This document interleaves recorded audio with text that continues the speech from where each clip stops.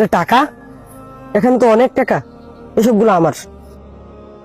আরে আরে সুলাইমান ভাই, আপনার হাতে টাকাগুলো কার? এই টাকাগুলো কার আমি জানি না, আমি পাইছি মানে আমার।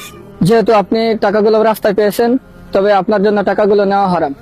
এত কিছু আমি জানি না, এই টাকাগুলো আমি পাইছি মানে আমার।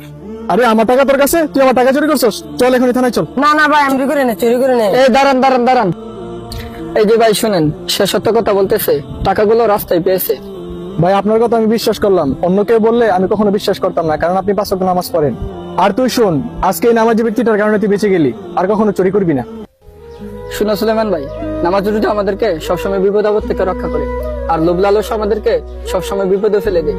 একটা জ্বলন্ত প্রমাণ তুমি নিজেই দেখতে পেলে, তাই তুমি সবসময় নামাজ পড়ার চেষ্টা করবে। ওকে ভাই, আমি আমার ভুল বুঝতে পেরেছি। লোভ লালসা আমাদেরকে সবসময় বিপদে ফেলে, তাই লোভ লালসা বাদ দিয়ে সবসময় আল্লাহর পথে চলো।